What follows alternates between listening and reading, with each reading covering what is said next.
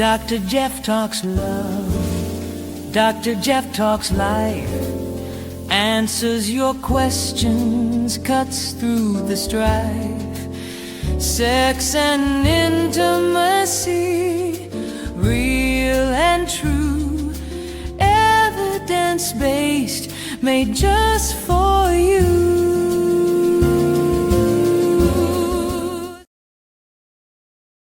Hello, everyone, and welcome.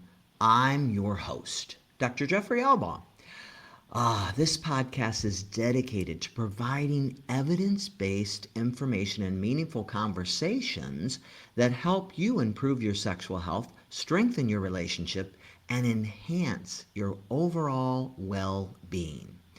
Whether we're discussing intimacy, communication, medical conditions, sexual function, or the emotional aspects of relationships, our goal is to educate, empower, and inspire. This is episode 83, The Anxious Mind, the Intimate Heart, reclaiming connection with yourself and with others. So whether you're joining us live or you're listening later, I just want to take a moment to thank you genuinely for taking time to be in this space, in this place with us. This is all about you, and the podcast only exists because of you. So thank you for being here. As always, I would like to remind you that all are welcome here, whatever your sexual orientation, whatever your gender identity, or your relationship style. This is a space and a place for all of you. I'm so glad that you are here, and you are most welcome here. I already talked about the mission of the podcast, empowering and enlightening you with the information you need and that scientific information that you need so you can live your one miraculous life more fully and with more love. That's really our goal. Today's conversation, wow, it explores a topic that touches nearly everyone at some point in life. Anxiety, right? While anxiety is often thought of as something that affects our thoughts and emotions, it also has a profound impact on our relationships, our intimacy, and our sexual well-being. It affects everything.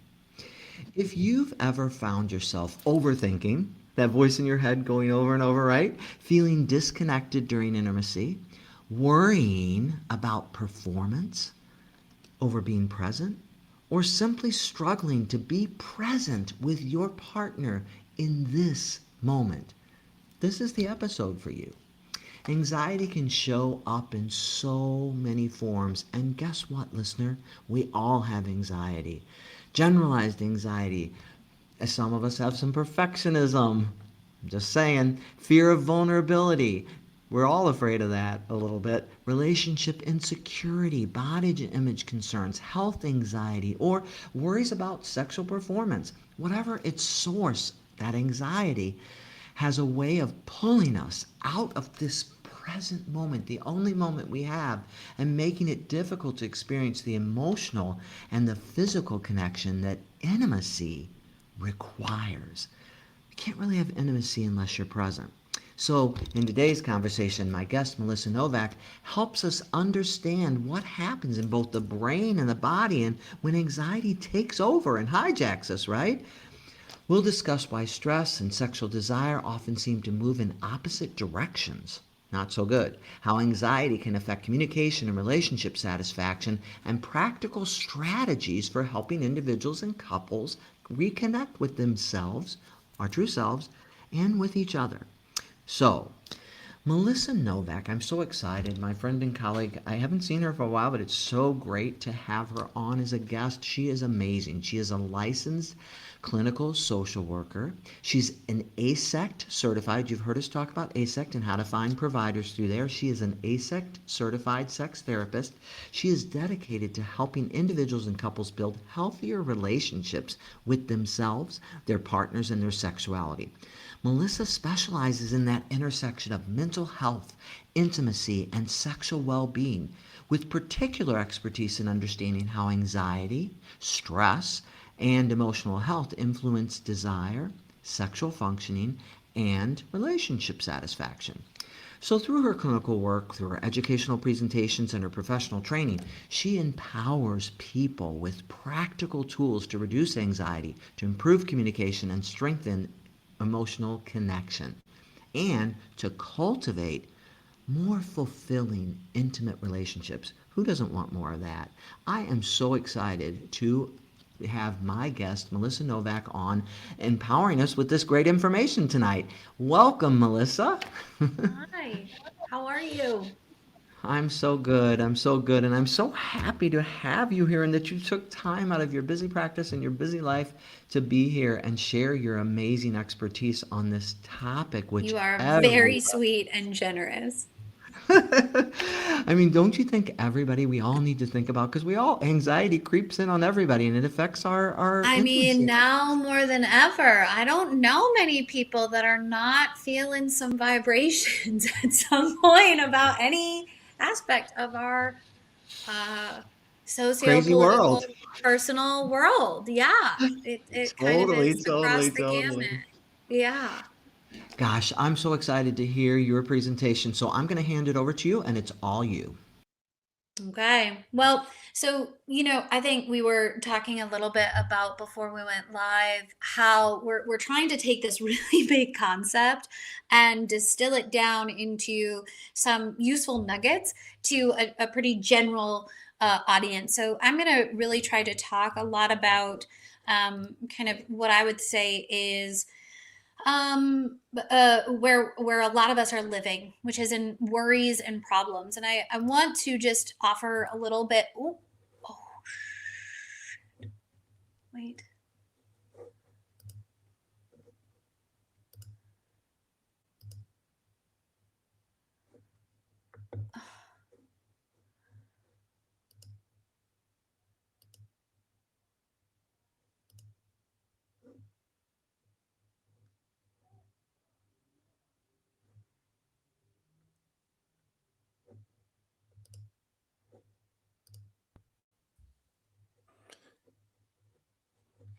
You're showing up on the screen. Okay, I see your slides.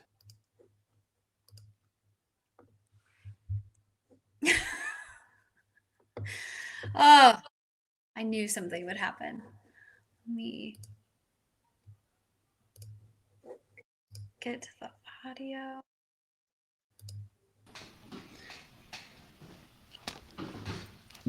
We can see your slides and we can see you perfectly and I can advance for you if you want. I apologize for that. Can you see your slides and yourself or? Yeah, I can see everything. I was just trying to figure out the audio, making sure you could hear me okay. Everything sounds okay on your end? Yep, we can hear you Okay. perfectly. All right, great.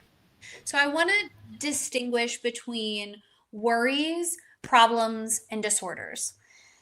So the issue is that I think a lot of people have worries and problems and wonder about when it reaches a point of disorder. So I think worries are the most frequently occurring sexual difficulty. They're concerns that are inherent in the experience of being human. And worries can be in your romantic relationships, but they can also be in your professional career, this, like I said, the socio-political context. This would be something like, I worry how fast I ejaculate, or I worry about whether or not my relationship is healthy. Then we move into problems. So the problems are actually um, suffering that afflicts groups of people, but there's lots of contributing factors and underlying causes. And so we're seeing more of an impact here. So the worries are now moving into impact. So this would be the pacing of my ejaculation is causing problems for me and my partner in the relationship. Right now, again, it's not the worry that it could be. I have a lot of people that worry that that is, but they don't actually talk to their partner about whether or not that is a actual worry of theirs. But this is an actual problem where, whoever is involved is having experiencing some impact.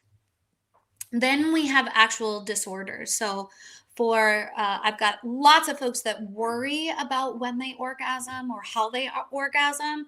But when we actually talk about moving into sexual disorders, these are going to be very specific criteria of those disorders. So they're officially recognized, they're the most frequently studied, but they're also the least prevalent. So I think there's an estimate of like 20 to 30% worry about their erections, whereas only, 5% to 1% actually have a disorder.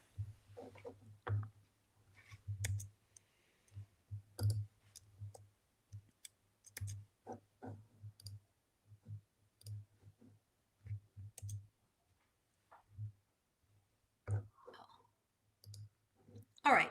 So let's talk a little bit about how these show up for us. So I like to think about worries and concerns where we're considering the regrets of the past, comparisons of the present, or fears of the future. And I think this understanding where you like to live in your worries or your concerns, right? Are you a rueful person or a regretful person? Are you frequently ruminating on things that you wish would have been different in some way?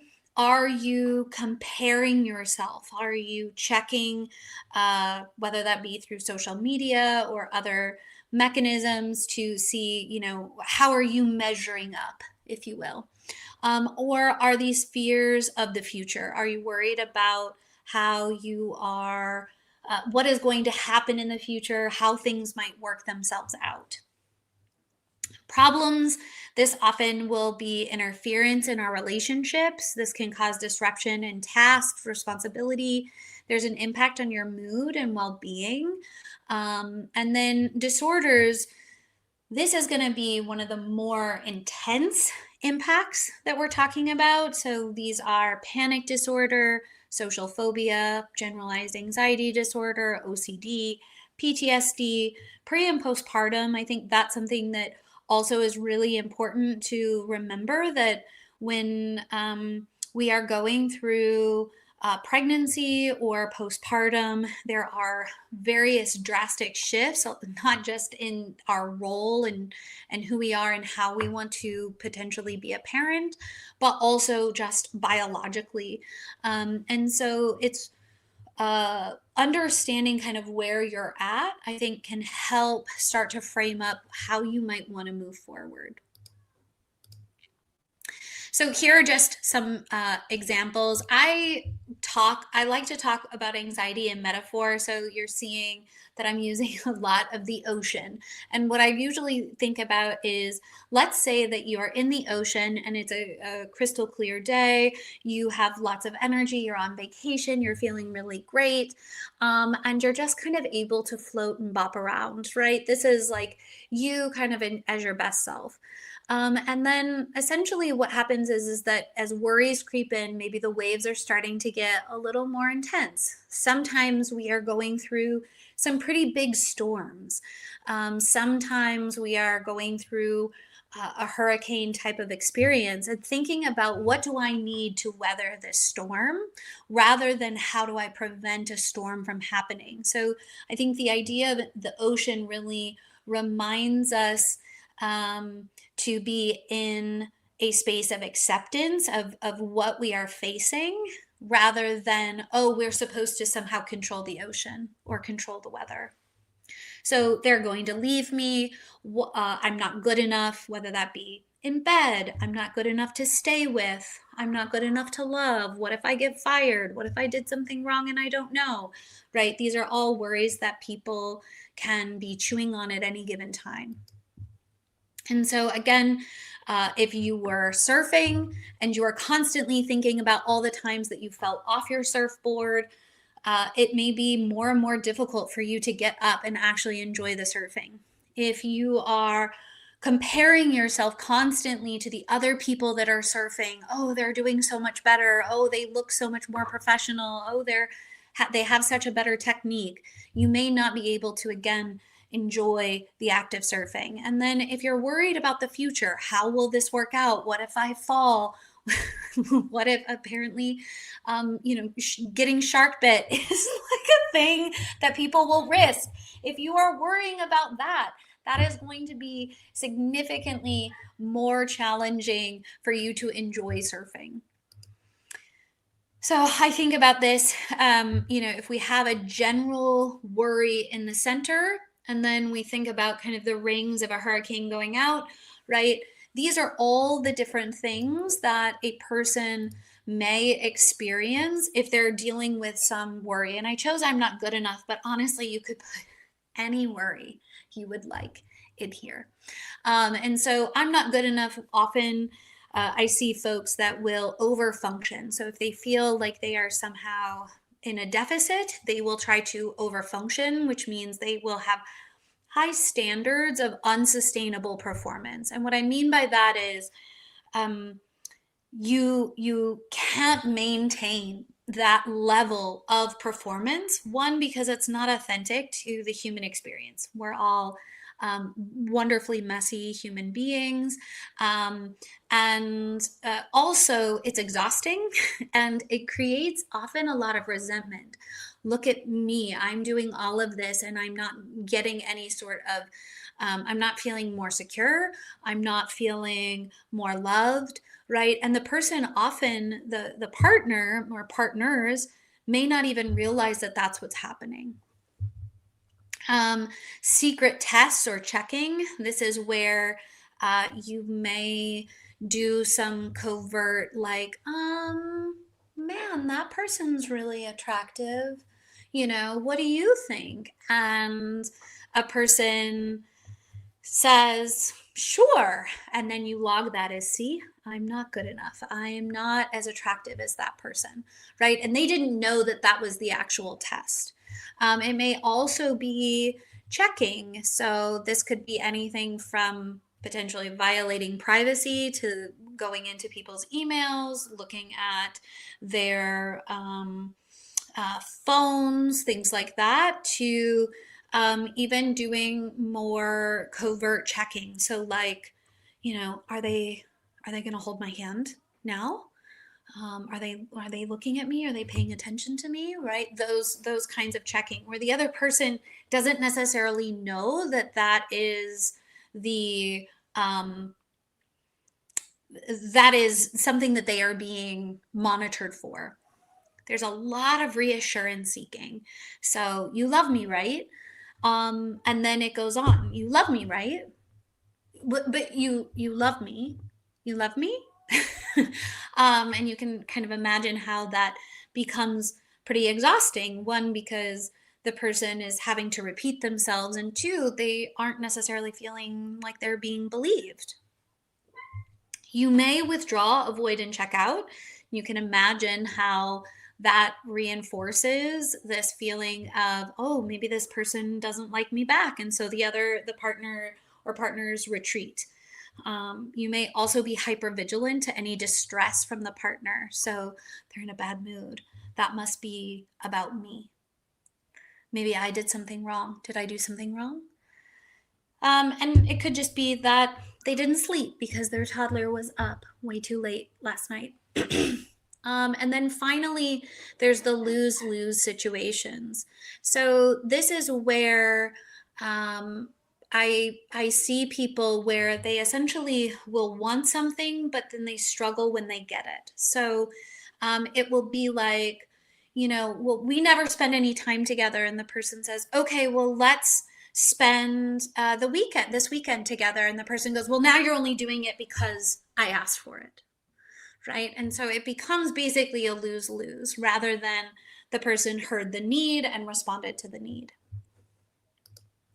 If we continue with this hurricane, then we can think about the impacts on the mind and the body. So distractions, obviously, if you're ruminating or obsessing about something, you are less present, you are more distracted. It can be that you are actually disconnected from your body or your intuition. So that includes your pleasure, how you actually are experiencing connection, tension and irritability, which makes wanting to connect more difficult for usually all involved, poor sleep, fatigue, lack of motivation, drinking or substance use, and then sexual inhibition. And what this is essentially feeling like you're on a you're feeling like your brakes are on too much, right? You're not getting to actually receive the sexual like sexual relevant information, right? Things that make us feel sexy, things that might make us feel good. We are missing some of those cues, or you're spectatoring or performing. So all this is great. What do you do about it? So I have a couple techniques that I think are universally really helpful. But here's the deal. I'm going to give you these, but if you're going to use them, I want you to actually write them out. I'm talking like pen and paper, write these out, because slowing your brain down to write, to think, is extraordinarily helpful in facilitating some of this awareness and change that we're talking about. Okay.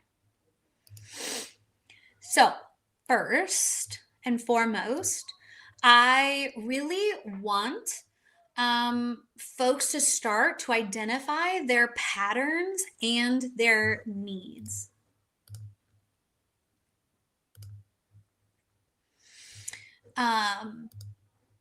Which somehow did not make it on this slide. So I apologize. I think that it's actually at the top and it got cut off.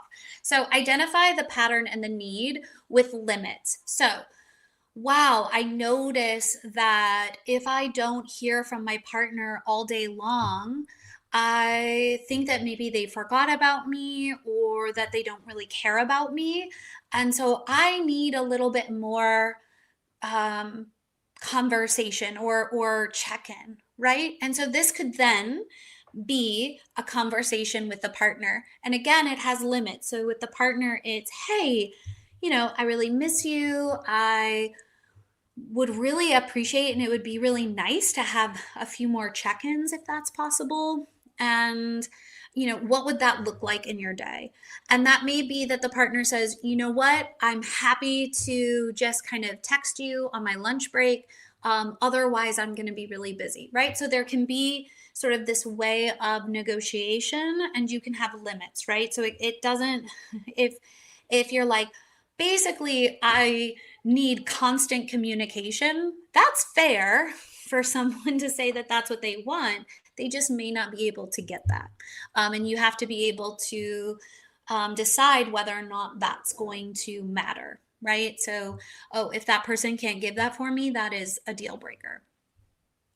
I think really defining the characteristics and behavior of a good partner. So when I talk to couples and they're fighting, sometimes the worry becomes, oh my gosh, if we're fighting, there's something wrong, rather than conflict is necessary and an important part of a relationship and an opportunity for growth. How do I, as a partner, as a good partner, want to show up to conflict? How do I want my partner to feel in conflict? Evaluating roles and expectations. So thinking about how various worries or anxieties might create certain roles. So for some, it could be, well, I'm always the mess and they're my fixer. Anytime that those get too rigid, anytime you always feel like the mess or somebody always feels like they have to be the fixer, that becomes very, very stressful. And so thinking about like, are there times where I can be also the fixer?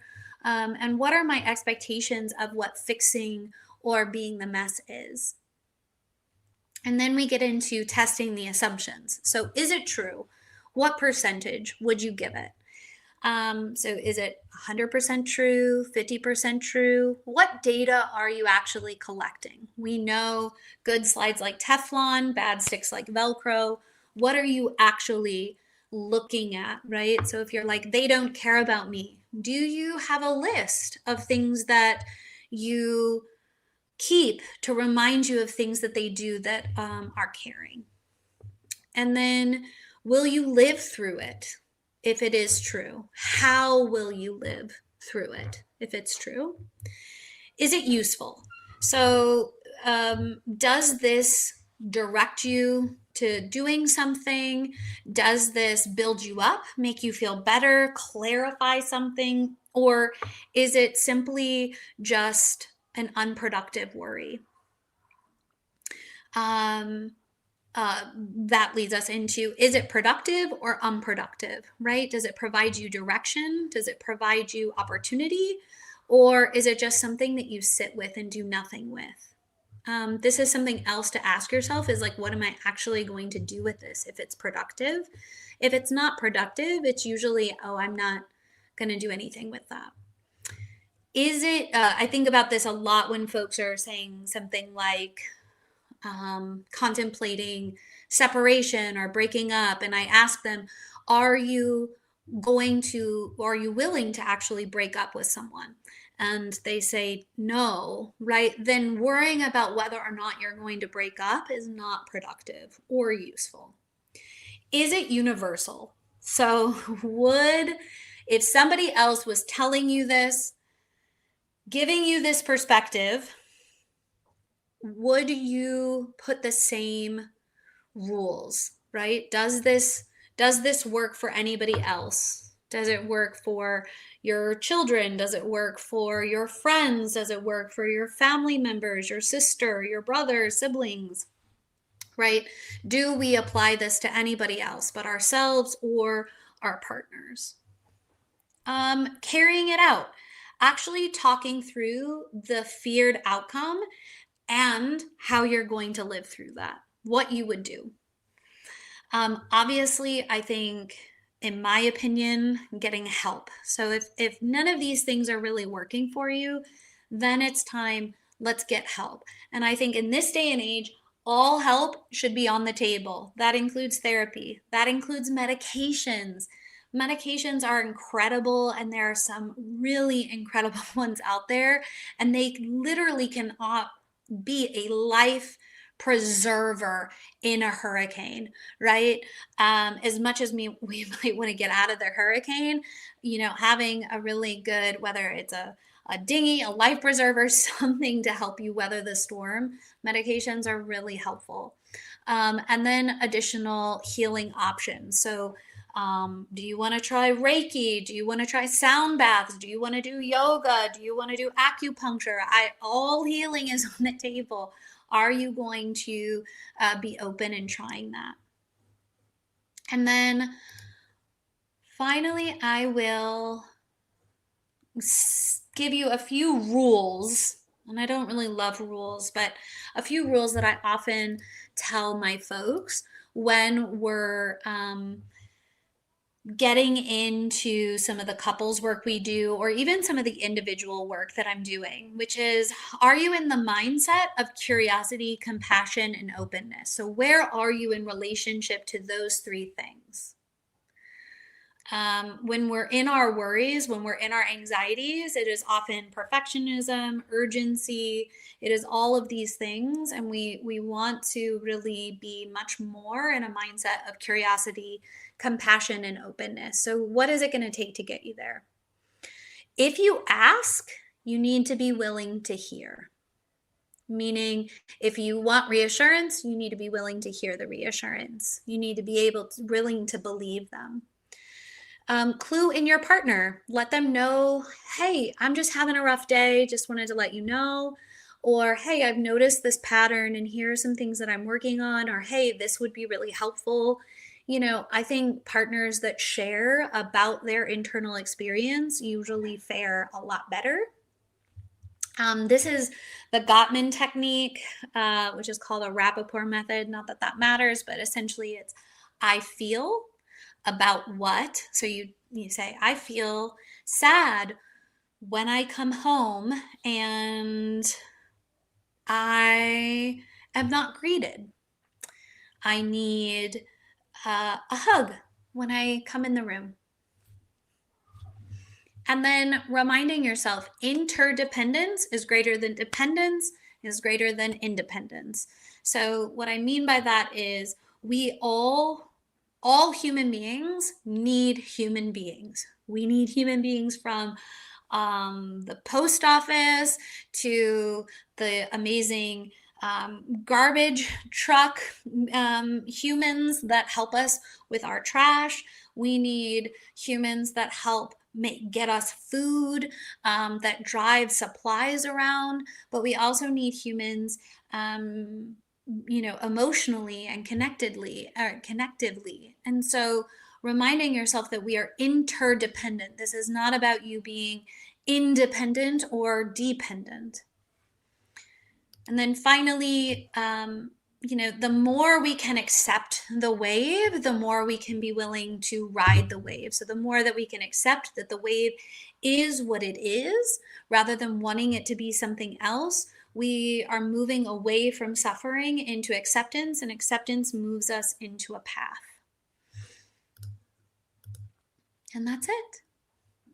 I was trying to get in to the 10 minutes. I think I went way over, but I also had the technical difficulties. So I appreciate you people bearing with me on that. All good, all good. Gosh, so many good concepts and things. And I was thinking, I'll start kind of where you ended with how there's so much great research out there. I am having trouble hearing now. Oh, you're not hearing? Oh, there. I got it. Okay. So I was thinking a lot about kind of where you ended and how there's so much great research out there about how we're hardwired for connection. Daniel Goleman's research on on social intelligence and that we think we want to be independent, but we are truly all connected to each other and the world around us. And I think that's such an important concept for us to remember that, sometimes you want to hold down in your little space and not deal with anything, but you can't. We all are hardwired. It is not optional for connection with other human beings, right? Yeah, I would say the level or the requirement of connection can vary from person to person. Mm-hmm. And at the same time, we really need to acknowledge how much as human beings we rely on each other for Yeah. everything. Yeah, think about if those things didn't happen, my trash didn't get picked up, my, whatever the whatever job you might think of, and I always say, what could be more important than trash pickup? So it's things that we really do need each other. But also, I was thinking a little bit about going back to earlier in your discussion, talking about that universal feeling of I'm not worthy, I'm not enough, I'm not worthy of love and belonging, of pleasure. And that's a really important thing to think about and realize, listeners, is, you so often we're compassionate towards others, but we're not compassionate towards ourselves in knowing that you are inherently worthy of love and belonging. My favorite explanation of this is someone said, and this goes with my theme. Someone says that when you're on the beach, you don't ask the sand why it exists or if it belongs. Hmm. And that sort of inherent belonging Mm-hmm. is us. Mm-hmm. There's no question about whether we belong. We do. I do think there are a lot of systems and aspects of our culture that we are really reckoning with right now, and things are rough Mm-hmm. around belongingness and around how people feel belonging, Mm-hmm. and how people then feel worthy. And I think thinking about this, if we want to go real big, that fuels capitalism, right? Treating ourselves as some sort of commodity, as having some sort of weight, some thinking of ourselves in hierarchical contexts rather than social circles, right? Mm-hmm. Or Mm-hmm. interconnected webs. Mm-hmm. That I think facilitates or exacerbates a lot of people feeling like, oh, I must be something in order to, rather than I just get to exist. Yeah, I just need it's because I always say, I've spent the first part of my life, and I'm sure you too, so busy, so and as a human doing, and now I'm trying to figure out how to be a human being, right? Yeah. Because Yeah. it is enough to just exist and be present and be authentic, and I think those are really important concepts. I like how you talk about really kind of learning to identify what are my patterns, what are the things I fall into, what do I do, and then what do I really need, and how can I convey that to my partner. And then I really like a lot of the things you presented about. I'm always working with people in my clinic on challenging negative thinking, those assumptions, those I tell them that voice in your head is a culmination of your past trauma. It is not speaking truths to you most of the time. Yeah. Your heart and soul are speaking truths to you, but that voice in your head, that trauma and pain body is speaking trauma to you. So it's a culmination of past traumatic things. And so challenging those assumptions and those negative thoughts is so important to get out of that thinking and get into your body, your pleasure, your body. Yeah. I mean, I think some of these beliefs that we have were given to us. And as we get older, we get to decide whether or not we actually want to embody them. Right. So, and I think when I think about lineage and ancestry and like what is passed down, right? And even passed down in culture, I think it's really important for us to understand that there are times where we are given things that as kids we didn't have a choice about, right? Mm-hmm. I was often told that, especially growing up in the Midwest, that I was, too outspoken because I was a woman and I needed to kind of better know my place. Well, as I've gotten older, in my 40s, I realized that that does not serve me.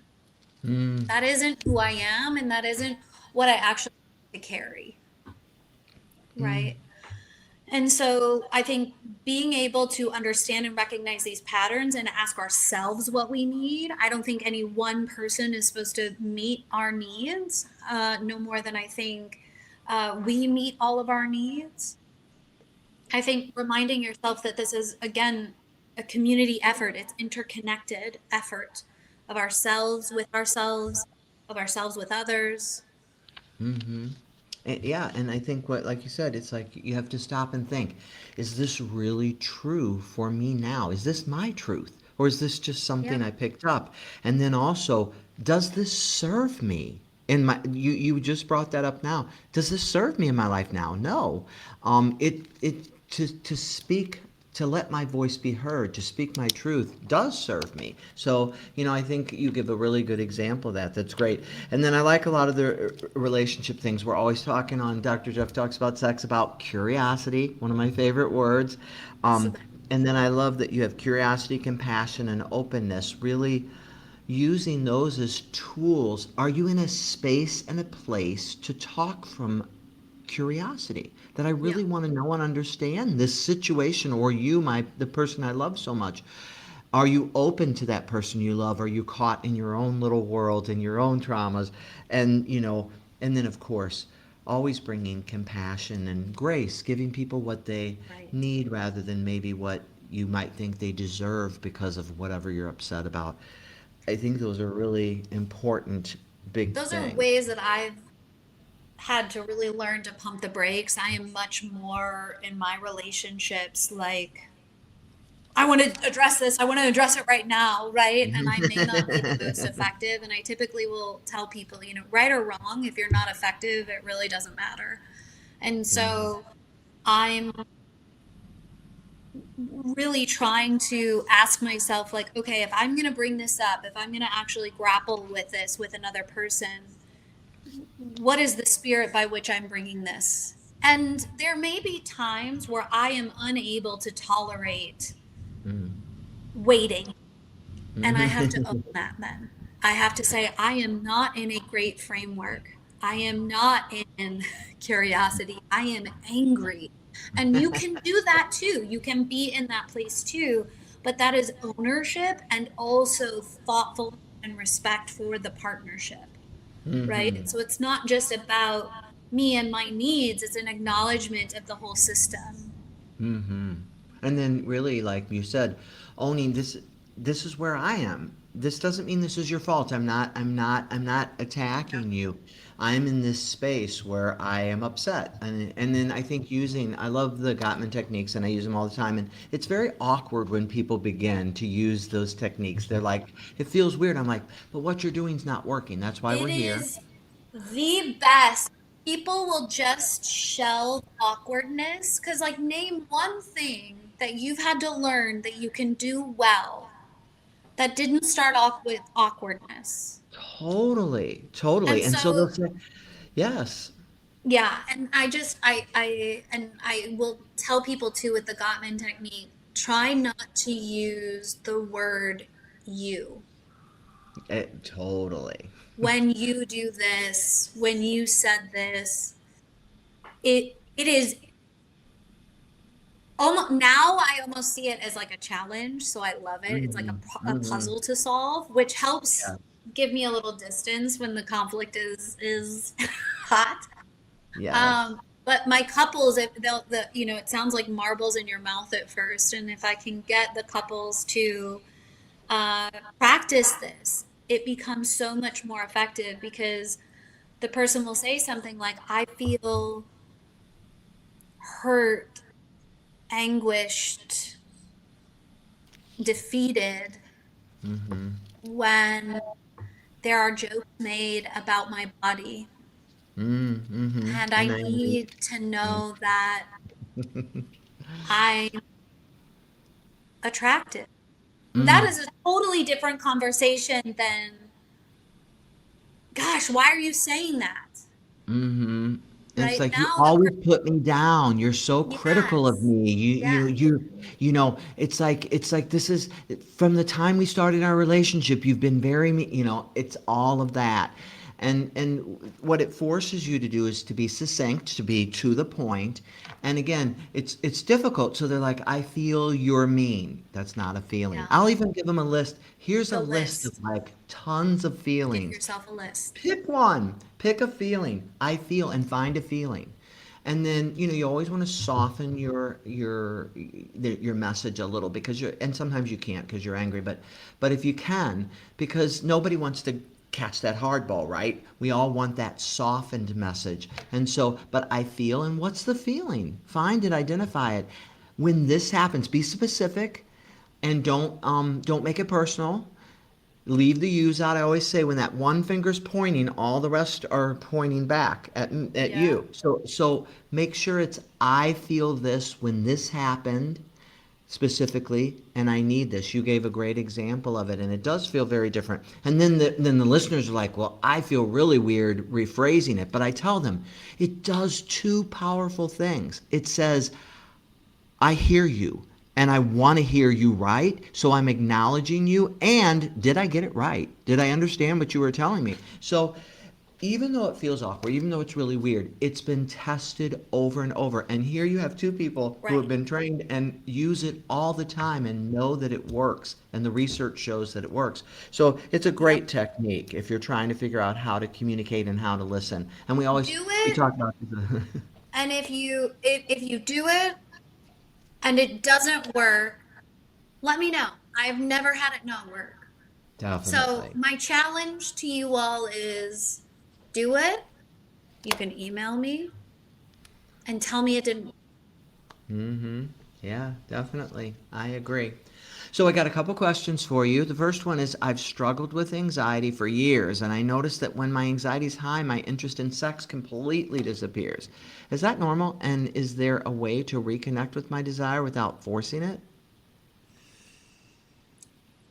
Well, of course, right? You're going to want or notice where your brain is focused.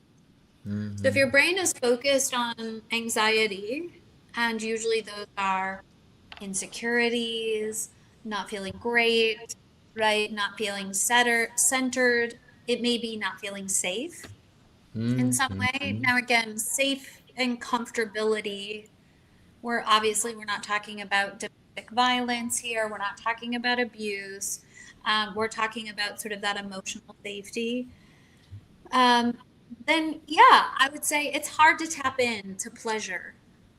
But I would say when you're anxious, I bet it's hard to tap into pleasure in just about any realm of your life, right? Things feel a little more muted, if you will. Mm-hmm. Mm-hmm. Um, and so to me, the way that we cultivate anxiety is actually curating it.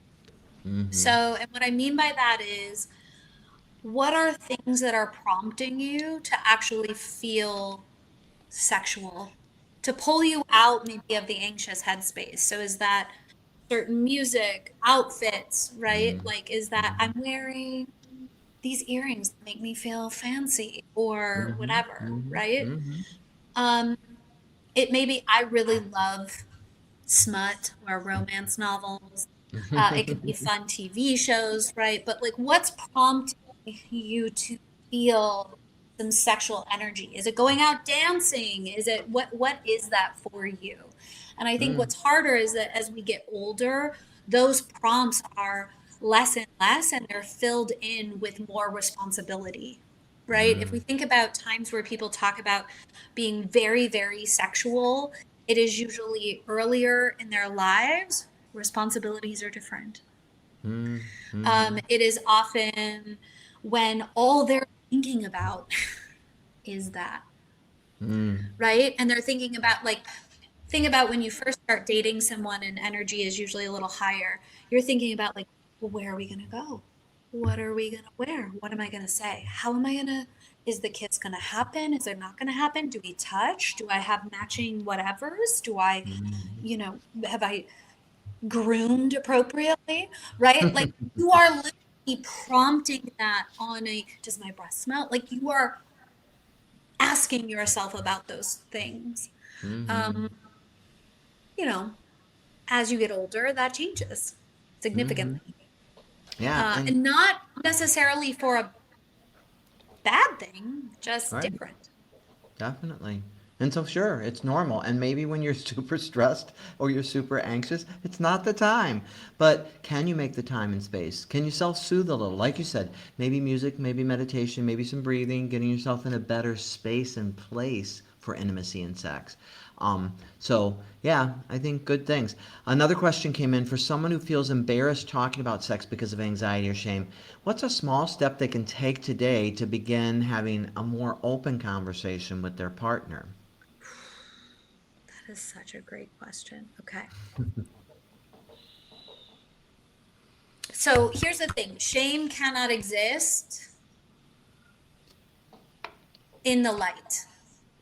So the Mm-hmm. moment that you bring whatever it is forth, shame can no longer exist. But what I would say is the opposite of shame is pride. So is there anything that you feel like you might have pride in or around or about, right? But there are a thousand questions that you can find on the internet that are about like 100 things to ask your partner.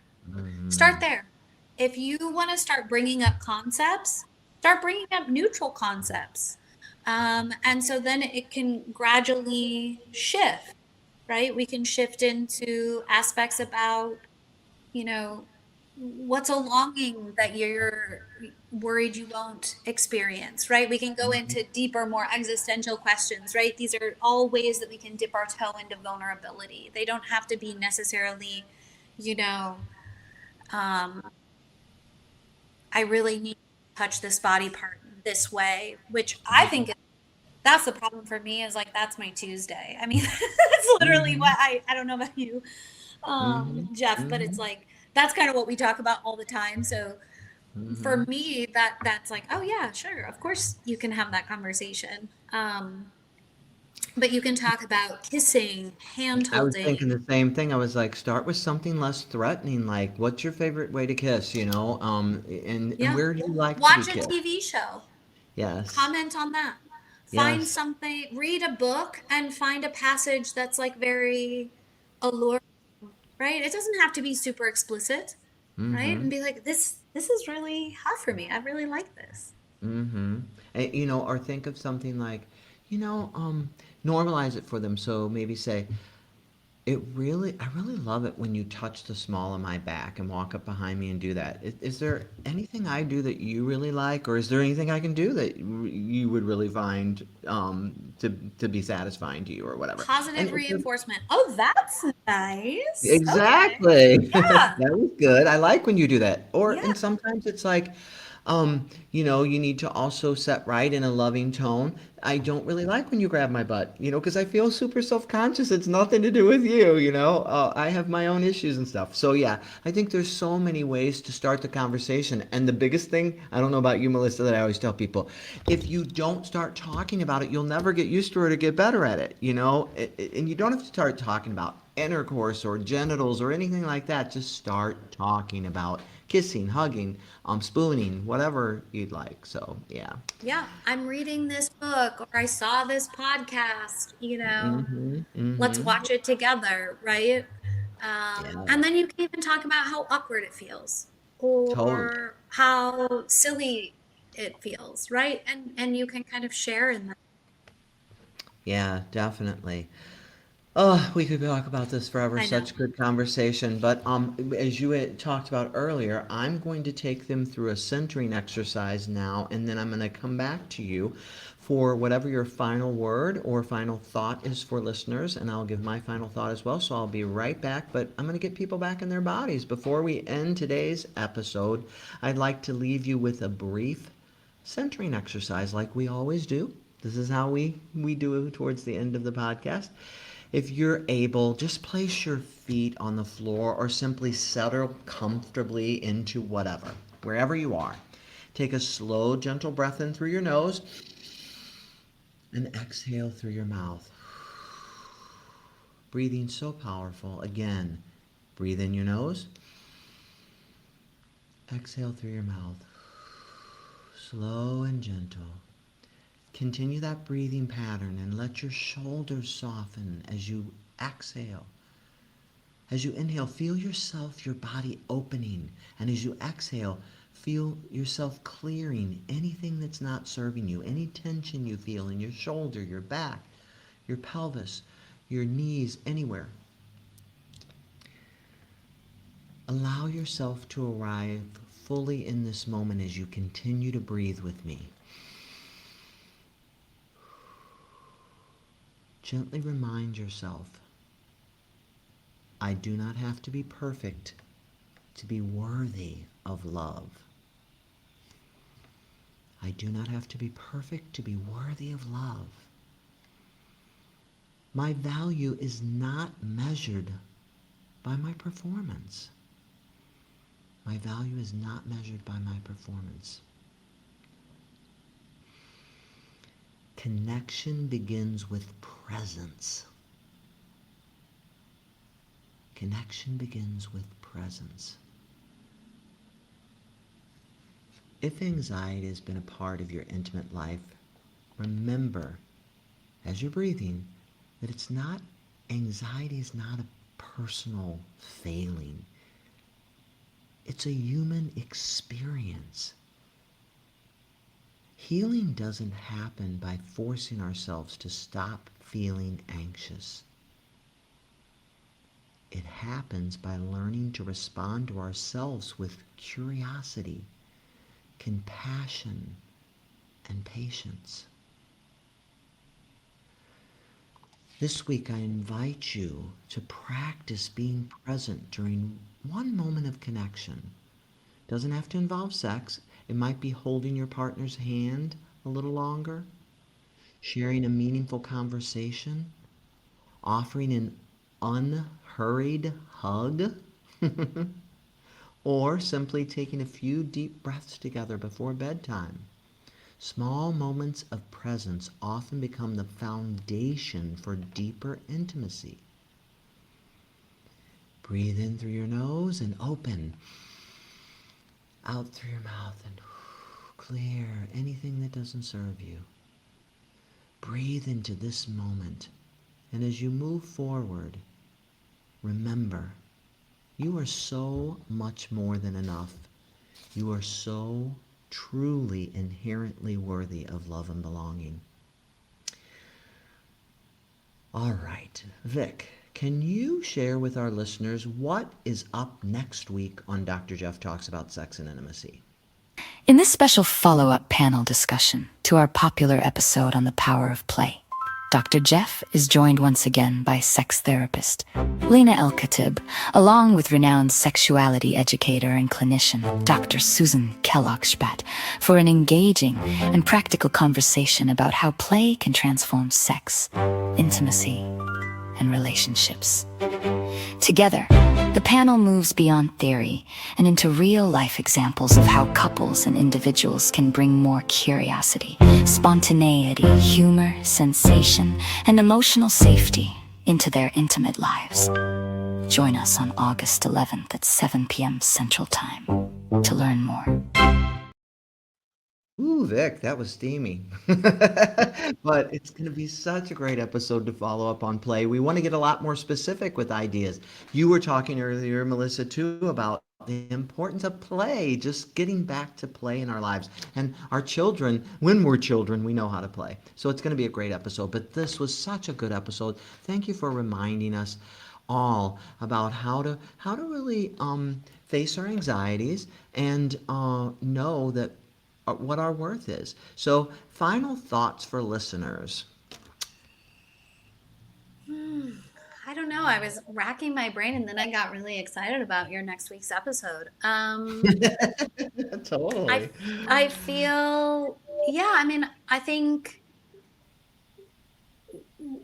really, if there's only one thing that you take from this, it really is about kind of how do I want to show up? How do I want to weather these storms? How do I want to, instead of the idea of like, how can I prevent this from happening? How could I stop this? How could I avoid this? Right? And so if we can start thinking about like how we can respond to the things that we experience, I think that's a way better place than this idea of like preventing anything bad, right?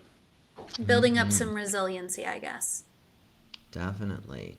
And just showing up. The greatest gift you can give anyone is to really, truly show up. And especially with that curiosity, compassion, and openness that you talked about earlier. And that is my hope and prayer for all of you listeners. And gosh, thank you so much, Melissa, for sharing your expertise. And thank you, listeners, for wanting to learn, for being curious, compassionate, and open. Thank you, and good night. Dr. Jeff talks about sex